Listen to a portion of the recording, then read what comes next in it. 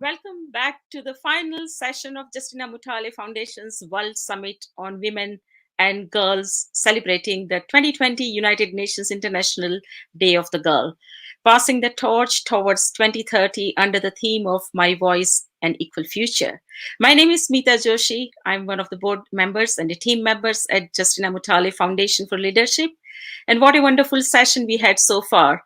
Today, that we had inspirational words from the head of the states, His Excellency President Ilir Meta, President of the Republic of Albania, Her Excellency President Atifete Jahajaga, President of the Republic of Kosovo, 2011-2016, who quoted that the power of women in politics is a soft power. Now, you might have seen the film yesterday, which we premiered, and that was a beautiful film depicting the message about the gender imbalance and parity, which we need to address. So today, we are going to see the film trailer, Pioneers in Skirt, which is a documentary. And then after that, we'll have a panel discussion on that subject. And the chair of the panel would be Zarin Hainsworth, who is the director of National Alliance of Women's Organizations in the UK. And the panelists will be a number of people, including myself, Lea-Ann W. Berst, who is the writer and Pioneers in Skirt Film Documentary USA, Ashley Maria, who is the director of Pioneers in Skirt Film Documentary USA, ZiphoZihle, Ntlanganiso, member of United Nations General Equality Working Group and ambassador for Justina Mutale Foundation, South Africa. And Chereena Miller, who is the Zambia ambassador for Positive Runway UK with Justina Mutale Foundation. So over to the panel for discussing about this film, that how the film is going to make the difference and how can we bring the difference. Let us discuss more about it. This is calculator. These make the gears move. They pushed it! You guys know that a lot of girls get interested in this stuff and then later they don't do it? Really? Well, when I think of something that I want to grow up in and I confirm it, I try to do everything I can to make sure I complete that goal. Progress for women has stalled out over the last decade. The game is rigged. We're moving in the wrong direction. I can't believe that women your age still have to go through what I had to go through. I'm tired of feeling like I'm not in control of my career. And I bet other women are too. I went out to understand what are those challenges obstructing women as they journey on their career path. How do we identify them? And how do we put an end to them?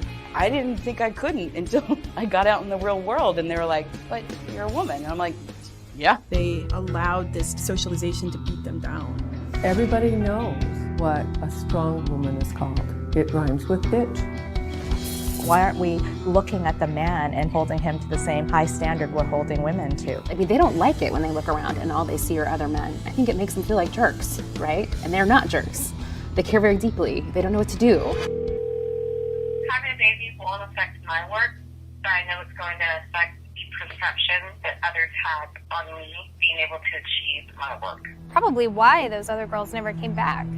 They probably had this frustrating experience and said, you know what, I don't want to work for that company anymore. Women are conditioned to think, yeah, you can do anything you want, but don't forget about this and this, be likable, look good, don't forget to aspire to have a family and all this kind of stuff. So basically pull the ambition back a little bit. Girls have such a harder chance in the world of becoming great. The white-haired men that are still out there in the engineering firms are going to give her a hard time because they're scared of her. You expect in your mind to be able to do a job and just be you, and then you are confronted with the reality that other people don't view it that way. We're not going to negotiate our way out of the situation. We're not going to negotiate our way to gender equity in the workplace. There is bias in the culture. It's not you. I mean, we have to change the system. We have to change the organizations. No one single thing will dissuade a woman or a younger woman from pursuing a career, but you have to think over time, all these seemingly small disadvantages accumulate. Let's not fool ourselves. There's absolutely tons of work to do still in terms of gaining equity in the workplace.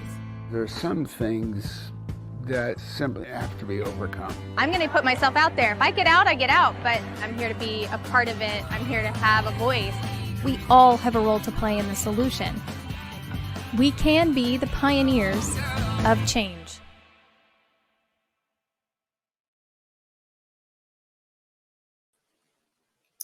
So that was the trailer of the film, and now we will be having a panel discussion with all my panelists, and will be chaired by, as I said, Zarin Hainsworth.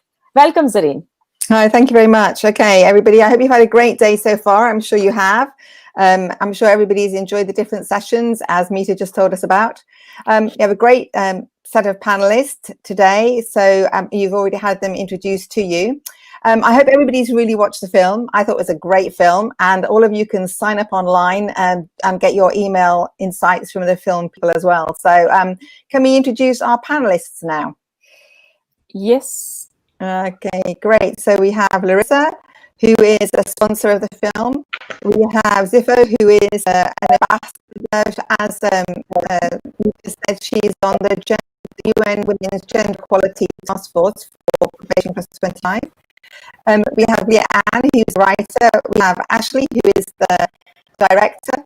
And we have Chereena, who is an ambassador for Positive RUNWAY, and also an ambassador for Justina Mutale Foundation. So I think we're going to start first of all with you, Ashley Marie, if that's okay. So I thought the film covered so many issues, such as the glass ceiling, unconscious bias.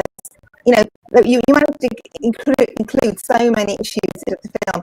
When you started, did you have a kind of clear vision that this is what you wanted to encapsulate in the film, or did you kind of go on a journey? You started somewhere, and then as you interviewed people, you found things moved in a particular direction? You're exactly right. We started out with just a very simple question.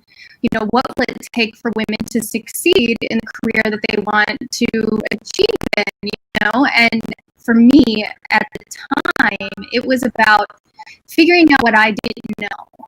You know, what was I doing? And then luckily, through the film process, through this journey, we were getting a lot more statistics coming in, a lot more experts coming in and saying, listen, there's so much more going on in the culture. You can't blame yourself. And it takes realizations was this notion that women aren't broken, that, you know, looking at women and saying, you know, if you were just more confident, you'd be able to achieve more. And it's like, no, you're looking at this woman saying you're broken, and that's not right. And so, you know, that's one of those things that I personally had to hear, and so that's in the film as well. But it's just, like, we started out with this idea of what's going on, and it just grew and grew and grew, and knew we had to cover a lot in order for this topic to actually reach the audience we want to reach. If we just talk about one thing, that could be an entire movie. Yeah, so it was really challenging trying to get this whole stream of what is it that women are confronted with, and then start to actually offer them solutions. Okay, that's great. Thank you. So, yeah, as a writer, when we were working on the film, what do you think you're most passionate about? The most passionate? Well, I'm passionate about the story. You know, in order for change to happen, the one thing that we discovered as we were making this film is stories, you know, they move heart. And when you move a heart, you can implement, there's empathy that falls in there, and you implement change. So as Ashley said, you know, we as the story took on, and we took our cameras. I'm also the producer of the film, so and I don't know if you realize I'm her mom. I have a lady in the background in the film saying, "Tell them how much money you want." So the producers do, they think about money. But as we were telling the story in the movie, you gotta understand it's a 60-minute film, and I'm passionate about everything that we shot. But we shot 100 hours of footage. This is a 60-minute, 1 hour movie. So with the story, to make it exactly the way that we needed it to be, we needed it so that Meeta, that you watched this show, this movie, Meeta. I'm looking at you, Meeta. You watched it, and we wanted something in there to touch your heart, to touch your soul, to remind you of a moment in your life or a conflict that you're experiencing, and that you felt empowered and definitely not alone, that you knew you were not alone. And we wanted you to turn off your television or walk away from the theater feeling like you are empowered and that you want to take action. So that's what we're talking about, is the story and what it can do for people.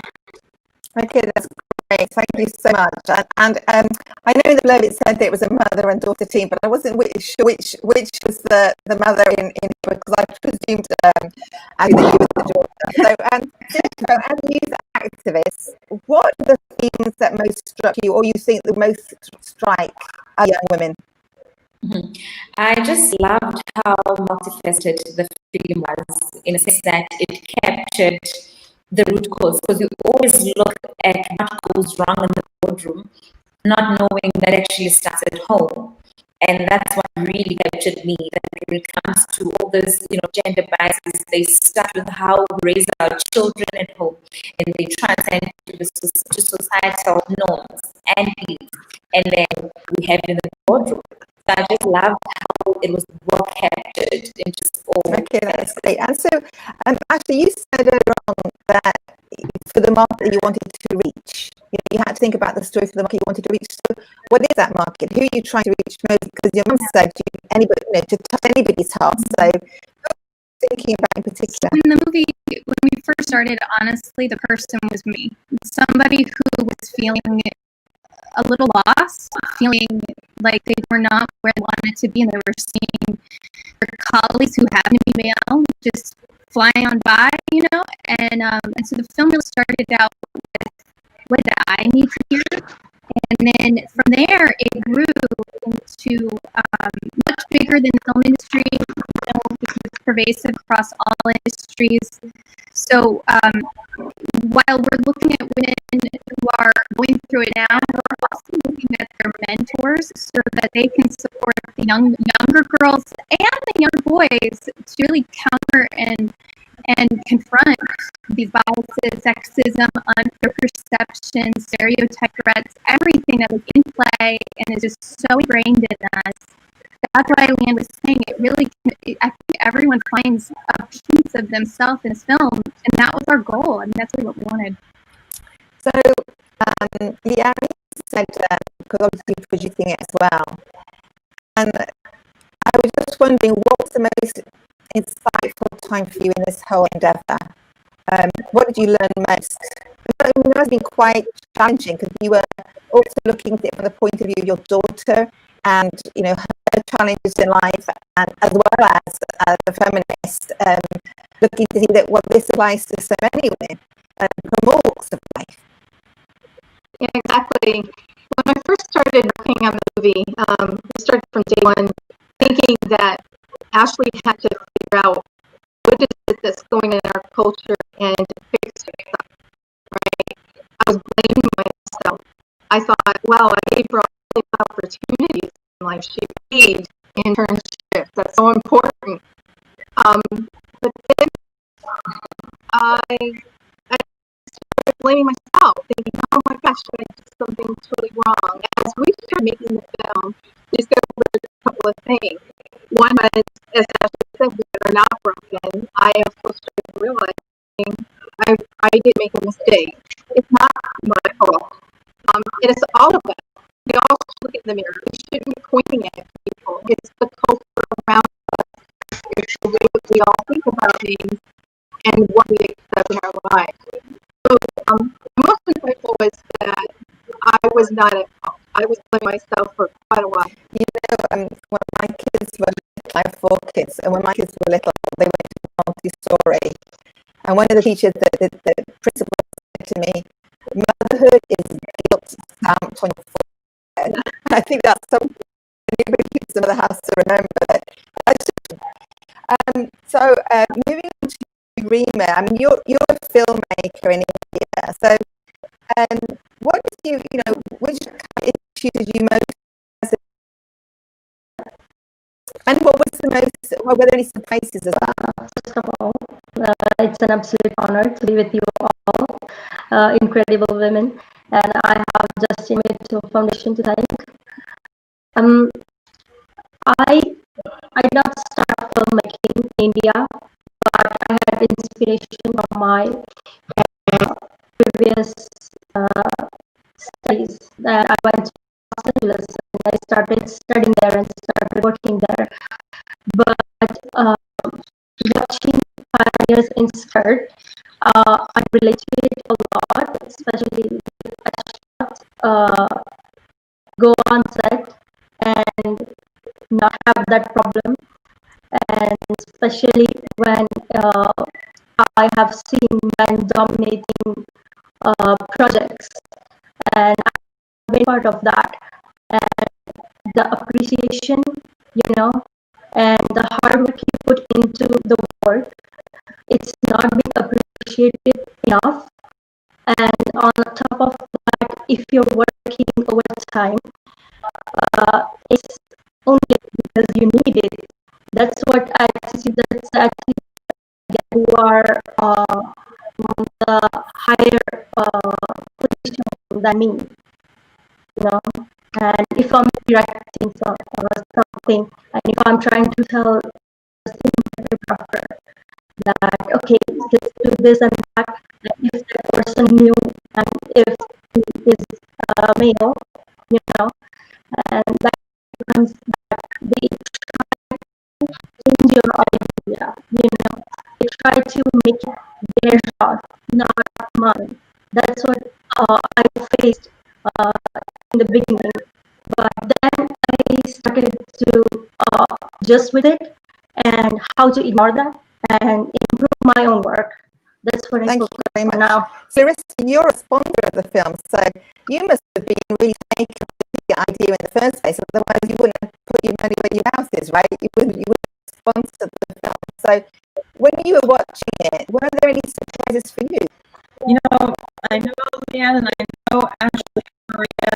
I've seen this movie a long time ago, and it resonated with me and has stuck with me since the very first time I saw it, because it impacts every single aspect of my career to where I am today.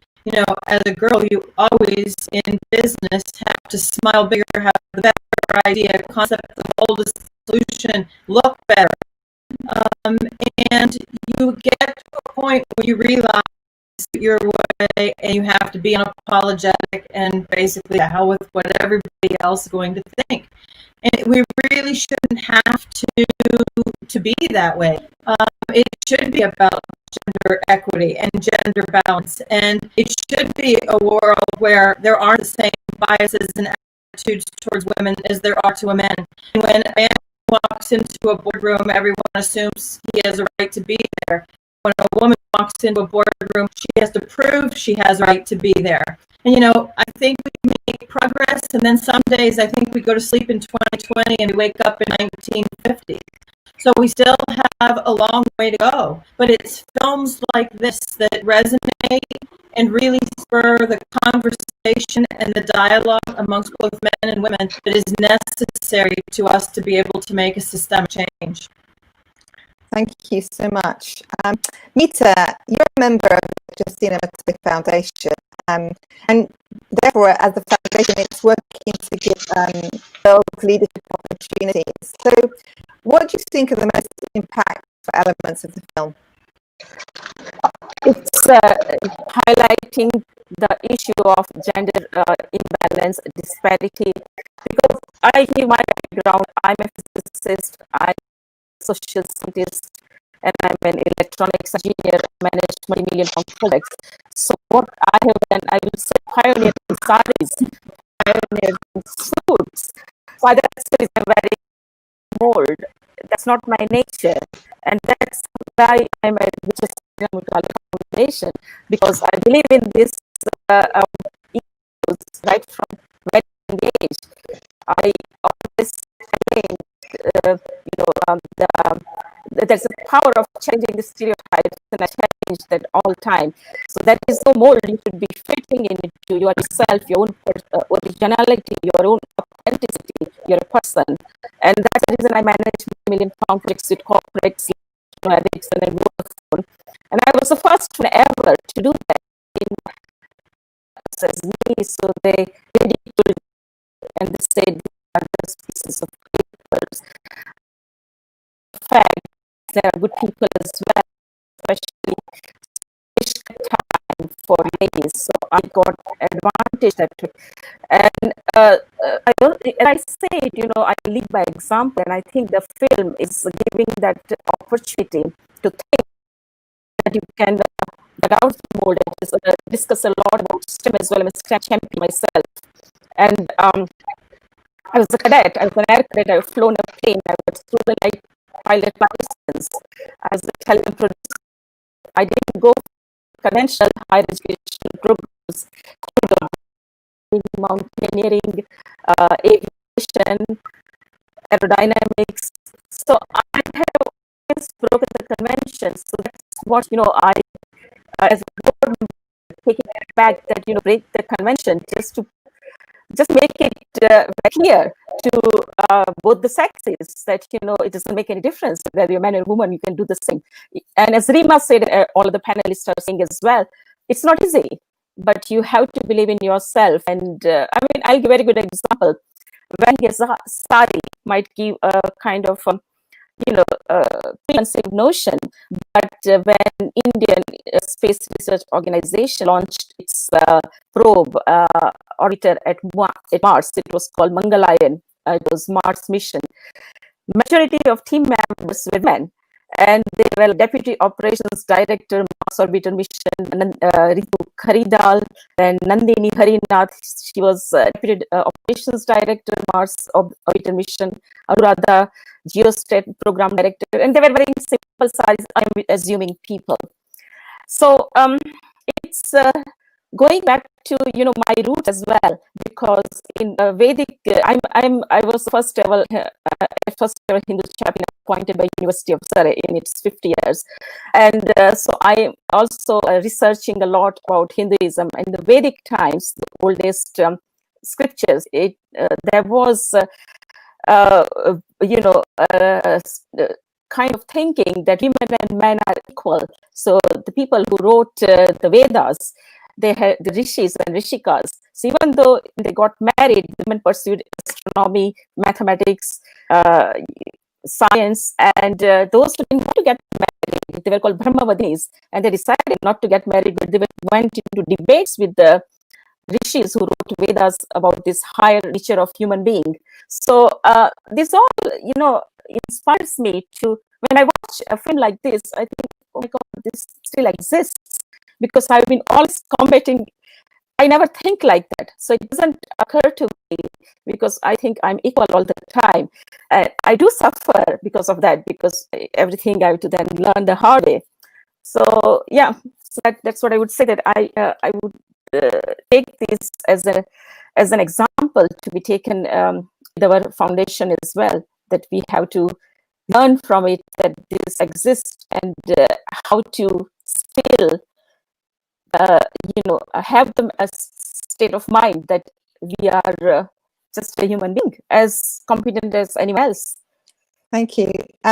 Chereena, so I'd like to ask you two hats on. So you're an actress, so obviously you have been in or won't be in films, but also that you work with Positive Runaway, which obviously helps young women. So which of the elements of the film did you find were most important to you, or that resonated most with you?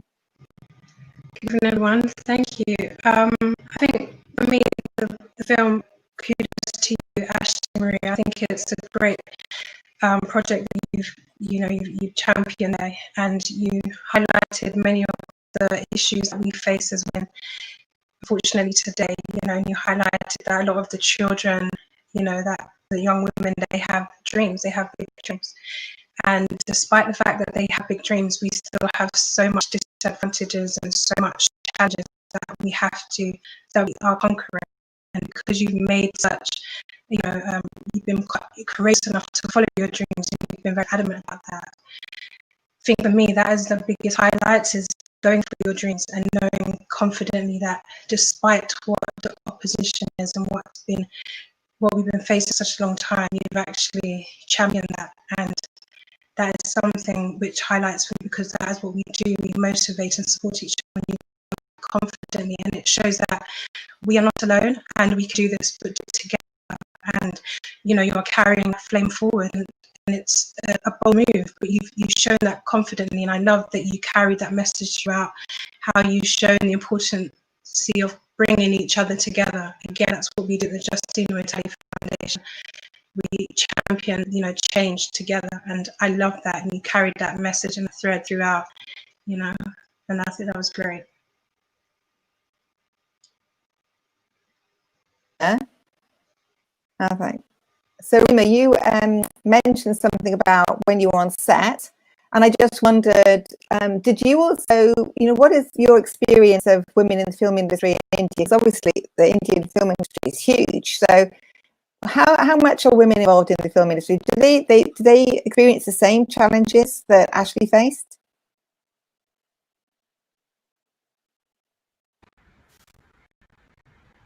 I think you're muted.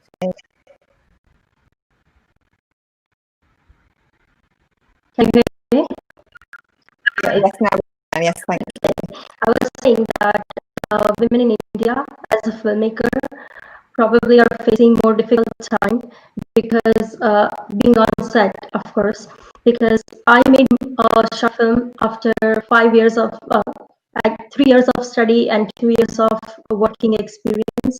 I came here to India, and I wanted to make a short film, and I gathered the crew, I gathered the cast, and I had the horrible experience of male crew members not listening at all, or not even giving you the not even considering you as an instructor or director, that they should be doing this because we are doing this next, and they were late 4 hours, 5 hours. And that was the first experience as a director here in India for me after my studies. But on the level where you go higher in the budget, and if you get experienced crew, probably they are a little less, but there are still problems with the equal pay. Inclusion rider right now in Hollywood is even having hard time, right? We all know that. But in India, it's gonna be a long fight if we need that here. I was thinking, Chereena, there are many strategies that were highlighted in the film in order to make things better. So there was talk of mentors, for example, was one thing. The importance of sponsors about in the workplace. You need to have somebody who sponsors you in the workplace, who highlights you, who kind of stands up for you, who puts you forward. Working with girls in girl-only spaces, the importance of girl-only spaces, especially when girls are in their teens, the importance of role models, the importance of male champions, that we need to train women. I think it was talked about that we need to learn negotiation skills and networking skills and so forth. But then apart from training women, you can't just all say, well, women have got to get better at something. It's about changing legislation from government, and then organizations changing their culture from the CEO down, and changing the implicit and explicit systems that they have in place, and getting things like women on board. So out of the different strategies that you noted in the films, what do you think are the things that are most useful for the girls and young women that you're working with in particular? I think great question, Zarin. I think that it's important to the strategies I find for me is being authentic and being honest to who you are, and being able to connect with women and young girls, and to bring out their confidence and to bring out their passion in what it is that they want to learn how to bring their confidence forward. And I think that is the main thing, building trust and in the strategy to find their strength and help them to find their voice. I think that is the main thing, which is I find is quite important, is to build that relationship and to give them that opportunity that they can then go confidently into their path, and that gives them the confidence that wherever they go, they can just confidently be who they are and shine their light. And I think that's important for me, because my mentors ensure that I can confidently be who I am and know that I have value. So it's, building that rapport with them and building that confidence that they can, be who they are. And I think that's important, finding that channel in them so they can, be who they are. That's what I find. So actually, I mean, I highlighted some of the positive measures that you highlight, that you showed exemplified in the film. Did you look at other examples of best practice? I mean, like for example, there was one suggestion that you needed to have legislative change. So one of the things that's happened in the UK anyway is the idea of the gender pay gap, where companies have to they have to make public what the gender pay gap is, and they have to have an action plan to address it. And there's been a whole work to get women on boards in the FTSE 100. So the goal was 25%, it's now 33%. I mean, it's still that's only a third, right? But it's on the right trajectory. So you did mention, you did show in the film some of the best practice, for example, the all-girl space in teams, and the role of fathers, for example, and some other best practices. Did you come across some really good examples, or did you find them hard to find?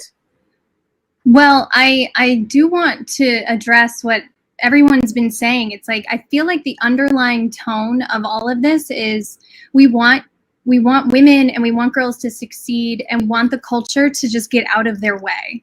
Like, I feel like, with what Chereena was saying, is we want them to have their voice. And why are some people not listening? Let's fix that. And so I think when it comes to legislative change, there has to be things that are mandated. And I know in California right now, we're doing a lot to force the board members. We're doing a lot to even force gender equity on a governmental level. So I know that we're seeing there has to be tangible things that people are doing, including a lot of the individual change.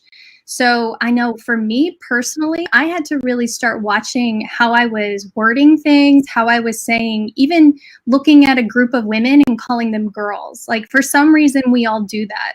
And so I had to start changing little subtle things like that, because that's what starts to teach us that it's okay, first of all, and then starts to teach younger girls that it's okay to look at a group of women as girls, So we were learning a lot of things that can happen on an individual level, of checking our biases, calling them out when they're happening, but then also what can happen on a corporate level. And so that's when someone who is in a position to hire, that's when they need to bring these biases forward.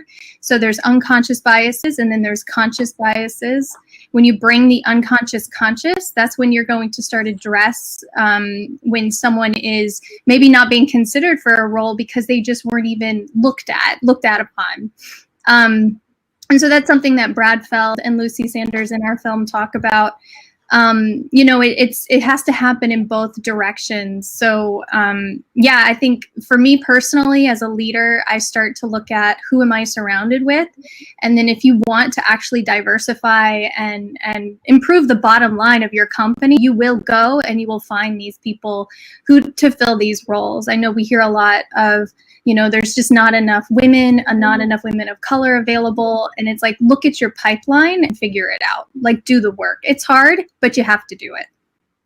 Yeah, that was another question I was going to ask Zipho as well, because one of the themes that came up in the film was we can't just talk about all women as if we're one homogenous mass, because although we're 51% of the population, we're so diverse, right? So, and then the lived experience of women in the workplace is different. You did the stats of white women versus Latina women versus women of African descent. So I wondered, Zipho, what about you? What has been your experience? Did you find that there there was enough emphasis in the film on this the difference in their lived experience, or do you think it was there enough, or would you like it to be brought out more, or what were your thoughts generally? Absolutely. I think they covered it quite well, especially that there was the one lady who just highlighted that, I'll speak as a Black woman in corporate, that we now end up having to face two, forms of discrimination. You first have to fight you fight your way to the boardroom. You fight the man in the boardroom. And then on top of that, you still have to fight the race in the boardroom, even amongst ourselves as women. Recently, there has been a case in South Africa about the Clicks group. I don't know if we all know the hair Tresemme, the hair products. There was a recent case where they projected Black hair as inferior, which was quite absurd. Within the executive of Clicks group, you've got a woman, just one woman, who couldn't even stand.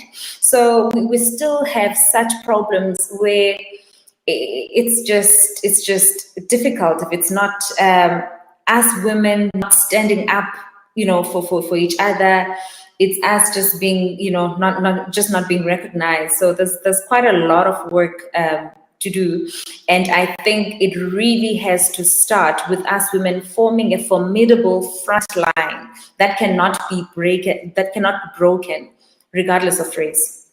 Yeah, it's interesting, isn't it, that one of the bits I thought was interesting in the film, I think it was the guy was saying that, and he said, one woman in the boardroom, she feels alone, two women and they compete, but when you get three, then you get some kind of critical mass. So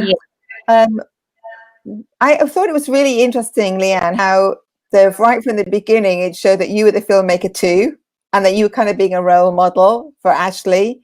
And I just wondered, what did you have any further thoughts about how do we develop critical mass? What can we do to improve things? I mean, you did mention, for example, sponsorship and mentoring. These were two things that came out. But and Zipho just mentioned about the importance of working together. How else can we do that? What else can we do as women to work better together?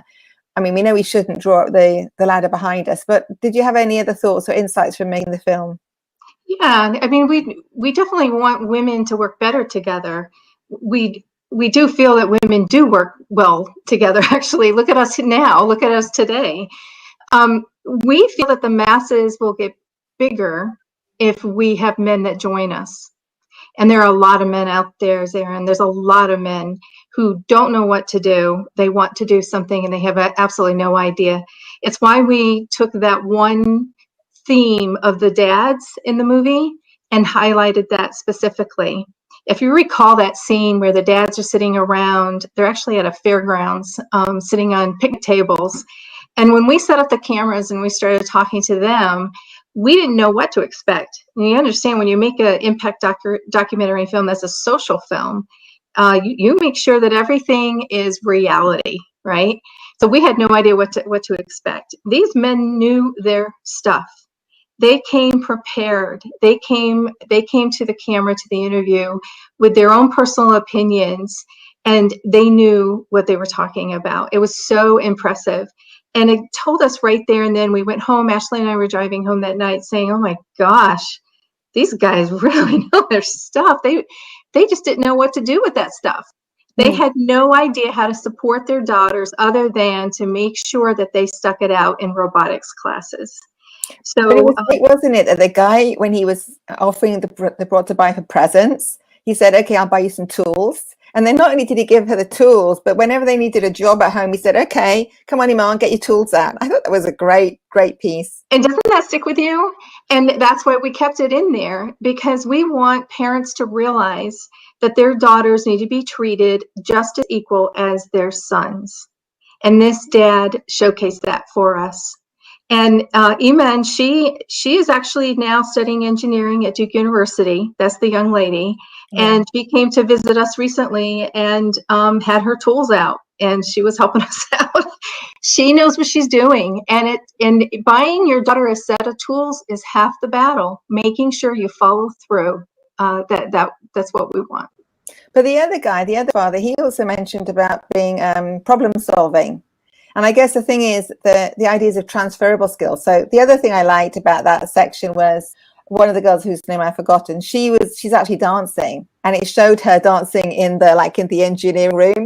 And I thought it's very interesting because that's fine too. You know, it's okay that you're doing your engineering, but you can do engineering and other stuff. So that was completely breaking the stereotypes. You can be a kind of like a feminine geek, if you like, you know, and that's what they were doing at the robotics things as well, wasn't it? So that was great. In terms of, you know, one of the things that you mentioned was this idea, and you mentioned earlier, the producers find money, right? You need to get money to get a film done. And I presume that in order to continue this process, you need more money, right? I mean, filmmakers always need more money. So how are we going to work together to get more films like this made, or develop this one more, or have more work on it, or have a sequel? Or, I mean, it'd be really good to, like, in a few years' time, see what's happened to those girls, or what's happened, you know, how things changed, how the stats changed, for example. And I wondered, Larisa, if you got any thoughts about that. You know, what would you say to other sponsors to say, come on, put your hands in your pockets to get out the cash? You know what? It's a dialogue that we all share, and it's a message that we need to make available universally across the world and to men and women. And, you know, I look at this much in the way that Lea-Ann does, because my own daughter is 24 and in law school, very talented in the STEM subjects, and has really never suffered with the lack of self-confidence that my generation has as we work to climb not only the academic ladder, but the business and corporate ladder. And that's a reassuring sign of the times, I believe, that we are making some strides forward. You know, I've had the pleasure of working in over 30 countries around the world. And, you know, a lot of times we are our own worst enemies because we go in there feeling a bit timid and lacking the self-confidence. And I always tell women, fake it, put your shoulders back, act as if you know exactly what you're doing, even if you don't. And the miraculous thing is that men don't necessarily see you as women. They see you as a member of the team when all things are equal and considered. And, you know, so we really have to help our daughters to recognize that they have every bit as much right to be at any of the tables in any of the industries and sectors that they want to be a part of. And this film is very powerful in making us all stop and think, and then spurring some very important dialogue. I believe that every corporation in the world should be showing this to their employees and then encouraging the dialogue that goes along with it. And I believe that then we will see a systemic change. I think one of the issues that is really challenging is how to ask for money. Because I remember one lesson that I had. I had something made by a friend of mine who was a dressmaker. And when I went to buy, collect the thing that she'd made, she said, and how would you like to pay? And I thought it was a really interesting question, because she didn't kind of faff about it. She said, are you paying by cash or you're paying by check? This is the day checkbooks, right? And I thought that's one of the things that especially if you're an entrepreneur in business, it's so hard to set the price, and it's so hard for money. And I think that's the bit in the film that resonated with me most, was when that guy said, you haven't asked me for the money yet. You want money off me. I'm going to give you some, but you haven't asked it. And you were in the background saying, ask him, how much do you work it out? You've done the figures. What does he actually want to do? You know, so what about you, Rima? Do you find that that's also something that's challenging? Is, you know, how do we train women to be better at, you know, asking for the cash they need? Rima, are you there? Hello? Yes, did you hear the question? Yes. Yeah. I did. So I think it's about men getting used to women asking them, and women getting used to ask whoever in the higher position to get the money to get it done. And mostly because I have been there, where I think that oh, if I'm gonna ask something like this, it's gonna put my job at the risk, you know. And I don't want someone to think that, oh, it's too much that she's asking for her level of experience or whatever they are thinking about me. So I think that in the Okay, I think you've just lost the mic there. Hear you. Yeah. Yeah, Rima, we can't hear you, Rima. Okay. Rima, we can't hear you. Yeah, okay, I think she's gone. Okay. Actually, there's a question I'd like to ask all the panelists, actually, and that is, how do we balance these two issues? So on the one hand, we need to encourage women to be able to see their value. I mean, Meeta, you just went out and did all sorts of different things. You kind of broke the mold, but most women are very bad at recognizing their worth. And in the women's movement as well, you have lots of women who in the charity sector who don't get paid for their time and expertise at all. And lots of women entrepreneurs and business people find it really hard to set the price, set their fee at a comparable level to men. So on the one hand, how do we do that? And on the other hand, sometimes how do you ensure that there's not too much a sense of entitlement and that there's also humility? So it'd be a good question to hear from everybody on the panel, actually, their answer to that. So maybe Meeta, if you want to go first, and then Ashley, and then we'll ask the others. Yeah, Zarin, it's a very valid point you said, because how much women have achieved in the past that deeply affects, because that's like setting an example, and the perception we have, perception not just women, when men have. So getting out of that perception and to do a lot more, which we can, because there are no role models, very few role models of past, and not a lot of women have done so much in the past. So coming out of that past, the frame of mind, and thinking about rewriting our past, basically, so that we can anchor the present and build our future. So I think actually, though, I think that women have always done stuff. There's a quiz available which asks all sorts of questions about women. It's very interesting. For example, do you know when in law did women have the right to own property? When was the first time women had the right to own property? What's your answer, you two? 1979. Meeta, what do you think? Possibly 1950s or 60s. Okay. It's in the Babylonian times. It's written on that cylinder that women had the right to property. But we don't know that. And there are so many things that women have done throughout the ages, but we don't know about it. Why not? We don't know about it because it wasn't recorded. And then all the stuff we know about that women have achieved since the 1950s is because there were photos of them and it was recorded. And that's why your film is so important, and why we need more, because the achievements of women are not recorded. Yeah. And sometimes it's attached with culture, like for the Indian culture there is so much of evidence of how women is worshipped as Shakti, the inner energy, creative energy between every beings. And I remember when my father passed away, I was given a lot of things, because in ancient times there must be something in the culture that women can get more things, but they were things rather than property. So I'm also not very much aware that when it would have happened in the subcontinent of India as well, that when it was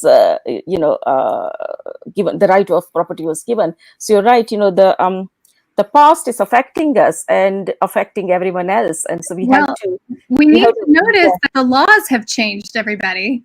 Like, I'm very proud that it was written on stone, but the laws have stopped us. Yeah. So, and in the US, we still have these issues, but I mean, thanks to my experience with the United Nations, I mean, across the globe, women are not getting, legally cannot own land for certain reasons, or legally can't have access to this. So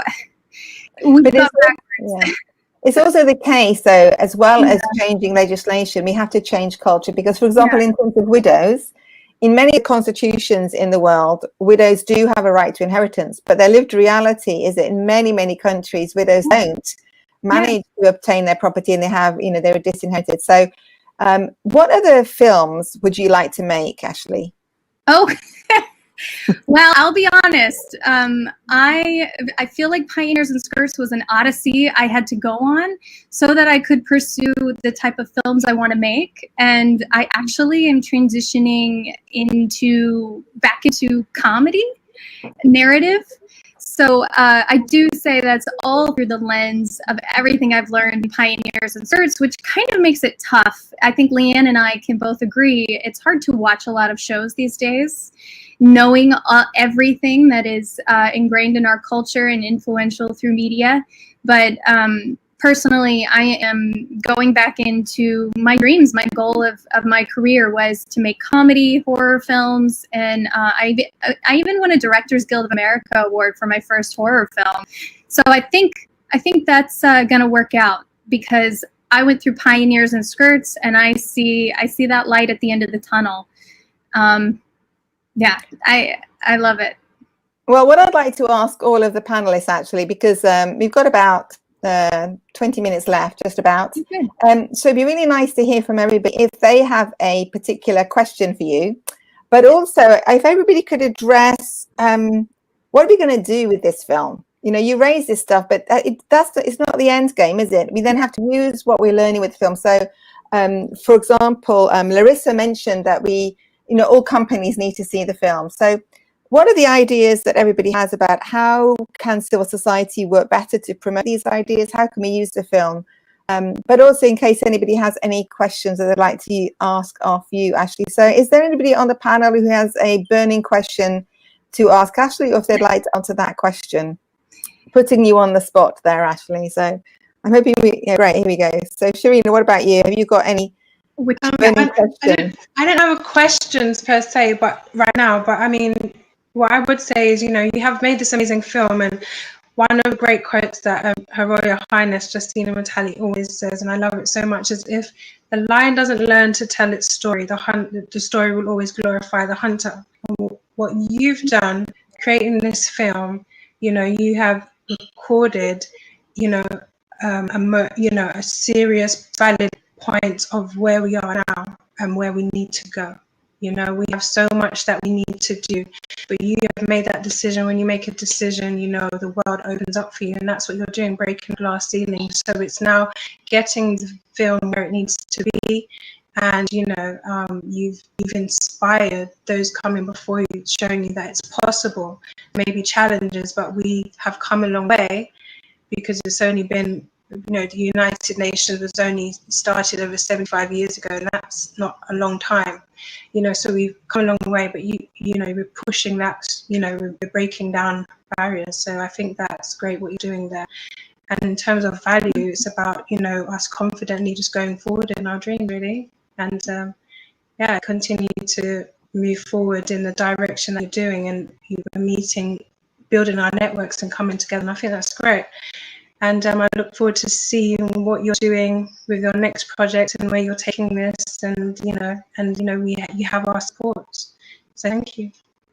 What about you, Rima? Have you got any things you'd like to ask Ashley, or this whole idea about what we do with the film to take forward these ideas? Is Rima there? Before she gets in here, let me let you know what our plans are. Oh, go ahead. Yeah. We have plans. So we just released the movie this year, so it's a brand new film. When you make a social impact documentary, it's not a film release. You don't throw it up on Netflix. You have to have those meaningful conversations afterwards. So again, as I said earlier, we edited it so that every single person is touched by it personally. They want to take action, and we want them to do that. So those meaningful conversations must happen. We've already started screening in schools and community events as well, like this one, right? And we've also been screening companies around the world. And the action that they take is different depending on who you are. And that's been going well. It could be a lot better if we didn't have this incredible thing called a pandemic happening. But it's going well. Our next step, though, we're taking an idea that we had before the pandemic hit. We were taking the movie on the road, on a road show, and we called that an impact relay. And we're doing that now virtually. And we're using this event as the kickoff for the Impact Relay. We're going to be taking the movie around the globe, screening it in specific areas with the purpose of bringing awareness to systemic and cultural barriers and having that dialogue that is culturally fit in each of the countries that we're at. Some of the countries are going to be in person, for example, in Zambia in April and May. And our number one goal in Zambia is going to push forward to have more women voting. There's a big election in Zambia coming up, so we want that voting to happen. But that's when you have a relay of any sort, you have a beginning and you have an end. We consider today our beginning. And we would love to work with the UN Foundation to have the end at the Social Good Summit in September next year. And our number one goal, we have 10 more years to meet a Beijing goal. And our number one goal is to accelerate that activity, the activity of advancing women and girls in every nation that we participate in. So it's an impact relay. Well, maybe also you could show it at CSW, which is on women in decision making and also stopping violence. So the idea of, and we know that there's a link between when women have financial independence and they feel respect in the workplace, they're able to counteract any personal violence that they're experiencing from an intimate partner or elsewhere. So those sound really fantastic aims. I wonder if it'd be really great to hear from any of the other panelists, any questions they have for Lea-Ann or Ashley before we have to close. So Rima or Zipho, do you have anything that you'd really like to ask them as we're here together having this conversation? Yeah, I would like to ask a question to Lea-Ann. I really like the idea of this relay. So for having some funds for your future projects, which will be a sequel to this or something similar on the similar lines, would you be like thinking about, whenever this relay is screened to all these places, they will give you something in back, in some kind of not royalty, but something of that kind which will help you, because I'm part of many organizations, charities, and I would really like to show your film, and also at the university, and I'm part of colleges and and schools as well. So I think before I started showing, it would be good for you to have some income back. So have you thought about that? Oh, Lea-Ann, before you answer, what would be really good is to let people know who are watching, if they want to do the same thing as Meeta suggested, how can they do that? Yeah, on our website, we actually have a link to 2 ways to donate. We have a GoFundMe that's happening, and there's a link for that. We also have a fiscal sponsor, so that if you need tax deductible, you can donate through them. So we do have a way for you to support what we call as our impact efforts. So to answer your question, Meeta, we know that this all starts when you're young, women and boys when you're young. And so our number one goal is to raise funds right now to travel around the world with the film and to create educational packets that we can assist not just teachers, but parents on how do you talk to your kids. We do already have classes that we teach. Ashley and I have already started. It's called Cinema Learning Challenge. I think, again, that's on our website. And we teach kids 9 and up about ambition, going after their dreams. And we talk to them about words and how words can affect how you perceive yourself. And we try and talk to them about not accepting that, and to think about who they really are, look at themselves, and goal. And we call them creating goals. We don't even say set goals. We want to make this such a big deal for kids to know that they can do it and to ignore those naysayers. So yeah, education is what we're trying to raise money for, and travel. Get on a plane. Yeah, even in COVID times, it's still good to get on a plane. Yes. Yeah, we have to do it. Yeah. And you mentioned earlier on that the challenges that COVID has provided, but on the other hand, it's also provided opportunities. Like, how successful would summits like this be if we hadn't all got really good at Zoom or the internet, whatever platforms we're using? Yeah. And I just wish I'd bought shares in some of these companies beforehand. I think I'd be a rich woman by now.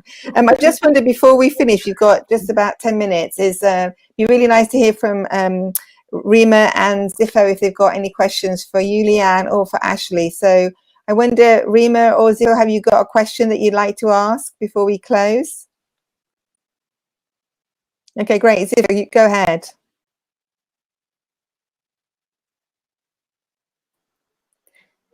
Thanks very much, Zarin. Just one question from me, Lea-Ann. Are you planning in any way on just in your screenings, including big corporates? Because I do feel that this is a message that they too need to hear.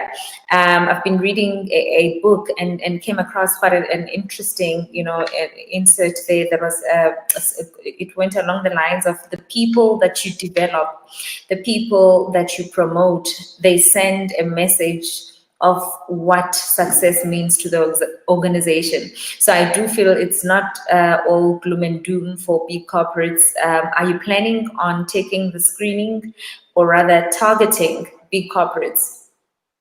Of course. And what if we could get the help of everybody listening, right? Because targeting and sending an email and making those phone calls is not as easy as you think, right? So we have a link on our website called Post to Screening. So we strongly ask, Zipho, if you know of any, to have them come directly to us. We actually have special resources just for organizations like that. And when it comes to the relay itself, we actually are going to we want to have applications. We haven't put those pieces and parts back together, but we want to have an application process where we screen the movie for free. We participate for free on the behalf of the organization or the school or whatever. And we're going to be interviewing them on their need for change, their need to have us, or do they inspire some work and bring people together? Have they been doing a success? We want to come and honor them. That's the type of screening that we're doing, and we want to do that for free. Mm-hmm. Again, we have a mission to change things, right? And you can't change things without people helping us out. An email is not going to do that. So Zipho, we would totally love for you to point people our way. Got it.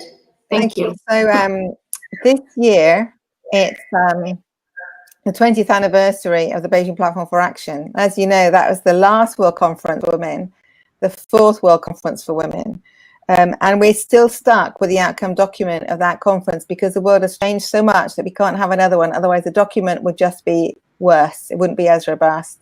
And yet, as you mentioned earlier on, Lea-Ann, there isn't anywhere in the world that has fulfilled all of the 12 critical areas of concern of the Beijing Platform for Action. So we're in this year, we're celebrating the 75th anniversary of the UN, 25th anniversary of Beijing Platform for Action, and 20th anniversary of Women, Peace, Security, UN Security Council 1325. So it's a big anniversary year, but it's also the year we'll all remember, not for the anniversaries, but for beloved COVID. So I think this film is really important to come out now, and I wish you really well in everything you're doing. And Larisa, do you have any last things that you'd like to say to the audience? And then I'd like to give you the very last word, Ashley. So Larisa, over to you. Any thoughts for people about what they should do with this film? You know, this film allows everyone to have the opportunity to skip from 0 to 100 a whole lot faster than past generations have had to do, because we have the tools in here, we have the discussion points, we have mechanisms in place, and if we start to use this tool as a resource for discussion, we will be able to see a lot more systemic change, I believe. So it's very important, and I agree that it has to be seen at corporate levels, it has to be seen in the academic circles, and really is one of those videos that are movies that even is important to be shown amongst families, to have this critical dialogue between mothers and fathers and their children as well. So to me is one of the most powerful films of our time, and I really commend Ashley, Maria, and Lea-Ann for taking on this monumental task and doing it in such an extraordinary way. And what a great mother and daughter team, huh? So you must be very proud of each other. So Ashley, Maria, over to you. One last thought before we finish. I think the big message here is hope. This is can accomplish this. We can change things as long as we put one foot in front of the other. And we have to have men a part of the conversation. We have to have companies a part of the conversation. We have to have everyone really invested in change, invested in what am I supposed to do now? What do I do every single day? I mean, this is talking about gender issues, but it's everything that has been for so long forgotten about. This is the time, and like you said, because we're all online, we have access to it, we have access to information, and we can start really educating ourselves now. And so we're very, very grateful to the chance to, for the chance to screen the film for everyone, and the reaction's been amazing, and we're just so appreciative of everyone's time, and our time is so valuable right now and so precious, and so we appreciate all of you. So I think we should, great thanks to Justina for organising the whole summit, and for the Justina Foundation for organising the summit and for including this session as part of it. And thank you very much for Ashley Marie and Lea-Ann for doing the film and for coming on board to speak to us tonight, and Meeta and Larisa and Rima and Zephy and Chereena. Thank you so much for a great panel, and we'll hand you back now over to Dave.